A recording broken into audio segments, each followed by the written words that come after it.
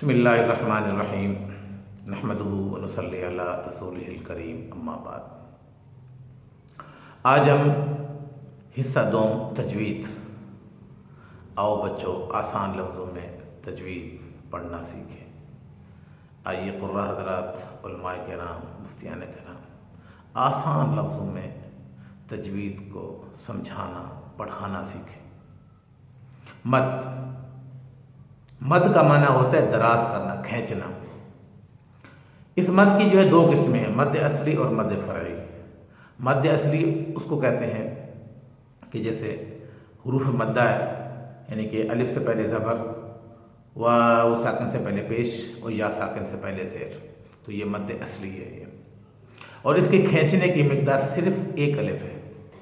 با الف زبر با، با واو پیش بو، با یا زیر بی، ایک الف کھینچ کر، یہ مد اصلی ہے۔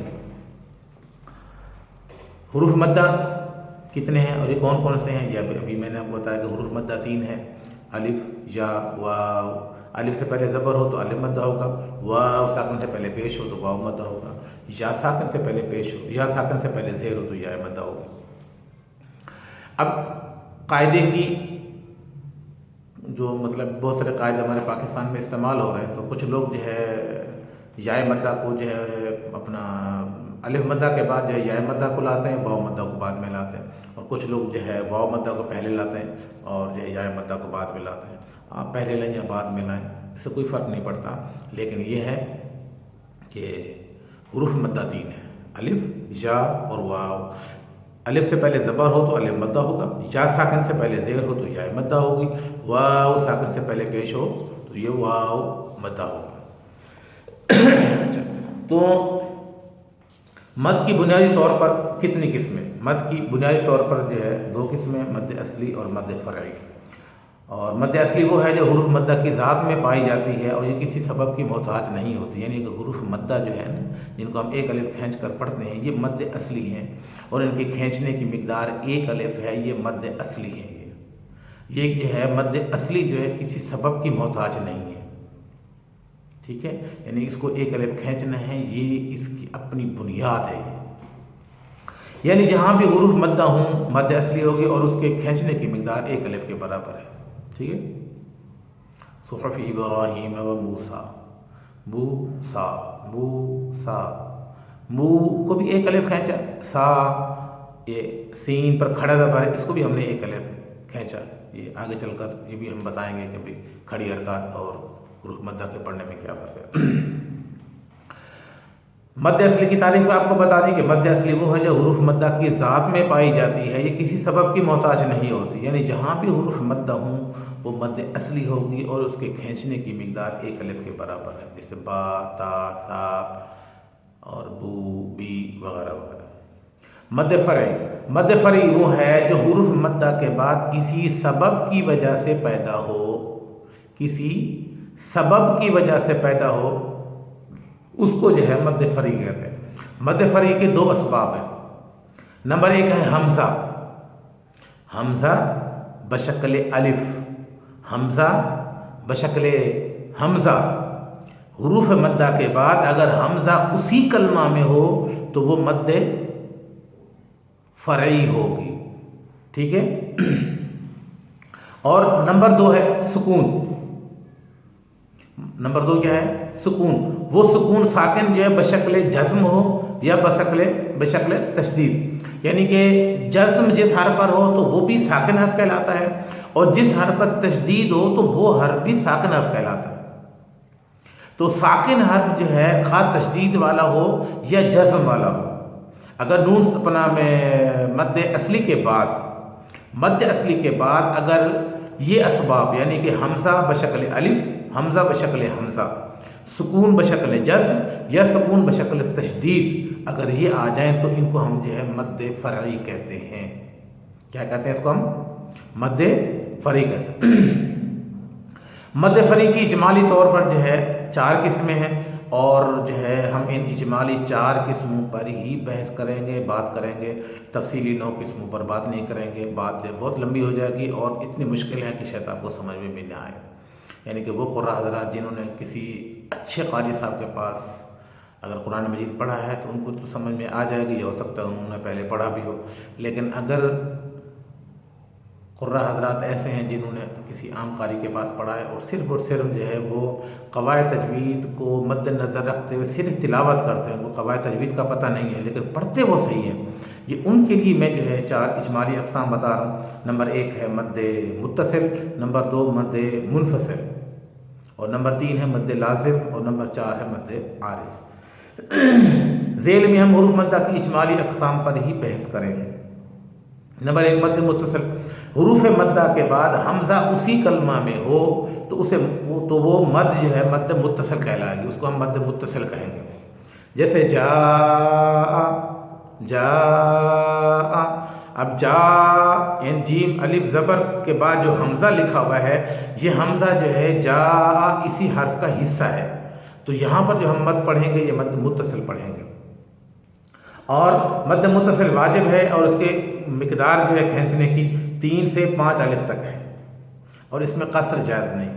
اس پر یعنی ایک چھوٹی سی بات آپ کو میں بتاتا چلوں کہ مد متصل کو جو کھینچنے کی مقدار 3 سے 5 الف تک ہم نے بتائی ہے، وہ یہ ہے کہ اگر آپ جو ہے تلاوت حضر میں کر رہے ہیں تو آپ نے 3 الف کرنی ہے، اگر آپ تدویر میں کر رہے ہیں تو آپ نے 4 الف کرنی ہے، اور اگر آپ ترتیل میں کر رہے ہیں تو آپ 5 الف مد کریں گے۔ آسان لفظوں میں آپ یہ سمجھیں کہ 3 سے 5 الف تک کا کہنے کا مقصد کیا ہے۔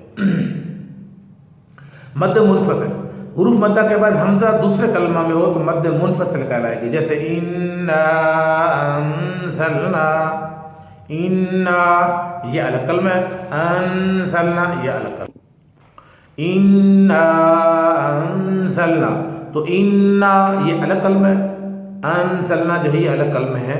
اب یہاں پر جو ہے حمزہ جو ہے انزلنا کا یہ جو ہے حروف مدہ کے بعد، یعنی کہ الف سے پہلے نون پر زبر ہے تو یہ الف مدہ ہو رہا ہے، اور اس الف مدہ کے بعد حمزہ جو ہے وہ دوسرے کلمہ میں ہو رہا ہے تو اس کو ہم جو ہے مد منفصل کہتے ہیں، اور اس کا دوسرا نام جو ہے مد جائز بھی ہے، اور اس کے کھینچنے کی مقدار 2 سے 4 الف تک ہے۔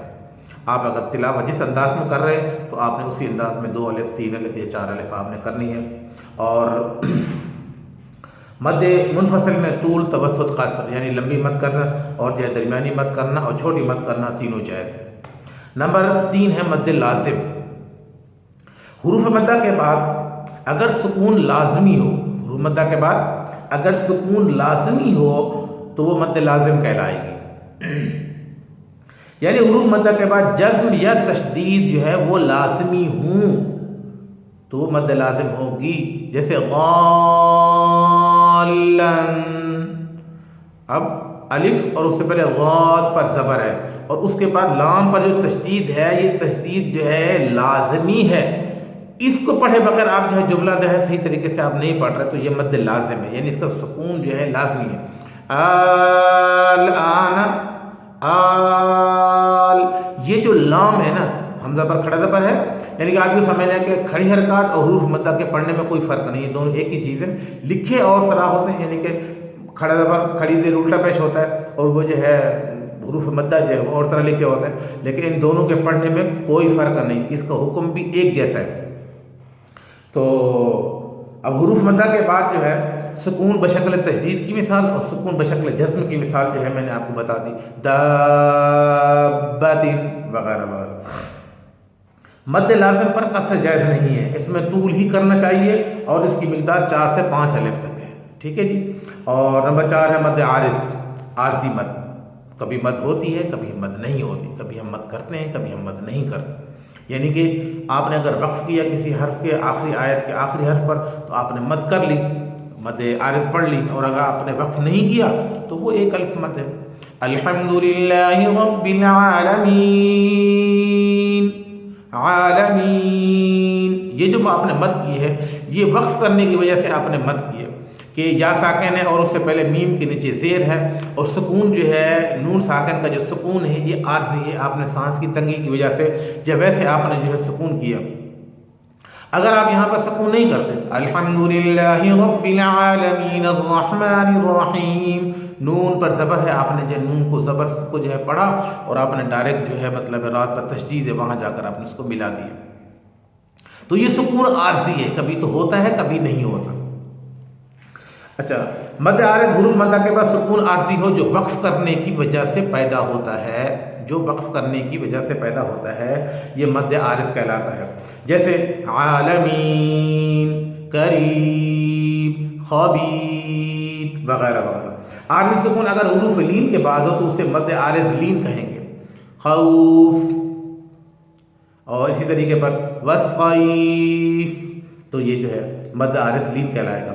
مد عارض اگر حروف مدہ پر ہو تو اس میں طول، توسط، قصر تینوں جائز ہیں، جبکہ طول اس میں بہتر ہے۔ مد عارض اگر حروف لین پر ہو تو اس میں طول، توسط، قصر تینوں جائز ہیں، لیکن قصر بہتر ہے، یعنی کہ حروف مدہ والی جو مد ہے، مد عارض، اس کو آپ نے 3 الف کھینچ کر پڑھ رہے ہیں تلاوت کے دوران، تو آپ نے مد عارض والا جو وقف ہے اس کی جو مد عارض ہے اس کو آپ نے پھر 2 الف کھینچ کر پڑھنا ہے۔ ایسا نہ ہو کہ مد عارض کی مقدار کو جو ہے آپ زیادہ کم کھینچیں اور جو ہے مد لین کی جو وقف کی مقدار ہے اس کو جو ہے آپ زیادہ کھینچ دیں، ایسا نہیں کرنا چاہیے۔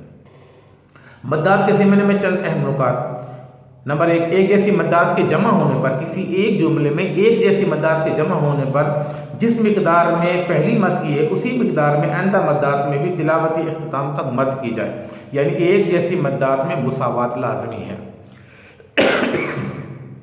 یعنی مثال کے طور پر اذا جاء نصر اللہ والفتح، آپ نے یہ جو جاء، اس کی آپ نے جو ہے 4 الف مد کی ہے، تو آپ جو ہے تلاوت کے اختتام تک آپ نے جو ہے اس مد متصل کو جہاں بھی تلاوت کے دوران آئے گی آپ نے اس کو جو ہے 4 الف کھینچنا ہے۔ مد لازم کو آپ نے 5 الف کھینچا ہے شروع والا، تو آپ نے آخر تک جو ہے مد لازم کو آپ نے 5 الف ہی کھینچنا ہے۔ مد عارض کو آپ نے جو ہے 3 الف کھینچا ہے حروف مدہ والے کو، تو 3 الف ہی کھینچنا ہے، یعنی کہ پھر ایک جیسی مدات میں مساوات لازمی ہو۔ ایسا نہ ہو کہ کہیں آپ جو ہے تلاوت کرتے کرتے جو ہے وجد میں آ جائیں اور کسی کو اتنا لمبا کھینچ دیں تو 10 الف ہو جائے، اور کہیں مد لازم ایسی آئے کہ اس کو جو ہے آپ 2 الف بھی نہ کھینچیں، تو یہ جو ہے تلاوت کے حسن کے خلاف ہے، اس کا بہت خیال رکھنا ہے۔ نمبر 2، مختلف نوعیت کی مدات کے جمع ہونے پر ضعیف مد کی مقدار قوی مد کی مقدار سے زیادہ نہیں ہونی چاہیے، جیسے وَلَضَّالِّينَ، اب غال یہ مد لازم ہے، لین یہ مد عارض ہے۔ اب جو ہے امام صاحب کھڑے ہوئے ہیں، انہوں نے یہ تلاوت کی وَلَضَّالِّينَ، اتنا لمبا کھینچ کے چلے گئے، تو یہ بالکل غلط ہے۔ اسی کلمے پہ جو ہے مد لازم آ رہی ہے تو آپ نے جو ہے مد لازم کو جو ہے 5 الف کھینچنا ہے، تو آگے جو ہے اسی کلمے میں مد عارض آ رہی ہے تو اس کو آپ نے 3 الف کھینچنا ہے، تو اس چیز کا بھی بہت زیادہ خیال کرنا ہے۔ نوٹ، مد متصل اور مد لازم یہ قوی مد ہے، مد منفصل اور مد عارض جو ہے ضعیف مد ہے۔ مد کے قوی اور ضعیف سبب اگر ایک ساتھ جمع ہو جاتے ہیں اس صورت میں آپ نے قوی سبب پر عمل کرنا ہے، ضعیف سبب کو آپ نے چھوڑ دینا ہے۔ مثال کے طور پر ما یشاء، اب یہ جو ہے یہ جو جملہ ہے اس میں جو ہے مد متصل بھی ہو رہی ہے اور مد عارض بھی ہو رہی ہے، ٹھیک ہے، یعنی کہ ہم جو ہے اس پر جو ہے وقف کر رہے ہیں، تو اگر آپ وقف کر رہے ہیں تو ظاہر بات ہے مد عارض بھی ہو رہی ہے، لیکن مد کیا ہو رہی ہے، مد منفصل بھی ہو رہی ہے، اپنے مد متصل بھی ہو رہی ہے، تو آپ نے جو ہے یہاں پر کیا کرنا ہے، مد متصل کے سبب پر عمل کرنا ہے، مد عارض والے سبب پر عمل نہیں کرنا، یعنی اس کو 4 الف 5 الف کھینچ کر پڑھنا ہے، ما یشاء، ٹھیک ہے، اس طریقے پر پڑھنا ہے۔ یہ مدات کے ضمن میں آپ کو میں نے جو ہے بہت آسان لفظوں میں 4 اجمالی قاعدے آپ کو سمجھا دی، امید ہے آپ کو سمجھ میں آ گئے ہوں گے، لیکن اس مد فری کے اجمالی اقسام کو میں شارٹ لفظوں میں آپ کو بتانا چاہ رہا ہوں، اور وہ جو ہے آپ کو بتانا چاہ رہا ہوں کس کے ذریعے، بسم اللہ الرحمن الرحیم۔ تو آسان لفظوں میں مد کا قاعدہ آپ کو سمجھانے جا رہا تھا۔ ابھی میں جو ہے وائٹ بورڈ پر آیا ہوں، تو یہ دیکھیں یہ میں نے مد بنائی ہے، دیکھ رہے ہیں، اور ایک مد میں نے یہ بنائی ہے۔ آپ نے بچوں کو پتہ کیا بتانا ہے کہ دیکھو بچوں یہ بڑی مد ہے اور یہ چھوٹی مد ہے۔ بڑی مد کو جو ہے ذہن میں رکھیں، یہ اس طرح بنی ہوگی، چھوٹی مد اس طرح بنی ہوگی۔ بڑی مد کو آپ نے 5 الف کھینچنا ہے اور چھوٹی مد کو آپ نے 3 الف کھینچنا ہے۔ نون ساکن اور تنوین کے اجمالی 4 قاعدے یا تفصیلی 9 قاعدے، ان کو آپ چھوڑ دیں۔ بچوں یہ بڑی مد ہے اور بچوں یہ چھوٹی مد ہے۔ بڑی مد کو 5 الف کھینچنا ہے اور چھوٹی مد کو آپ نے 3 الف کھینچنا ہے۔ وما توفیقی الا باللہ، والسلام علیکم ورحمۃ اللہ وبرکاتہ۔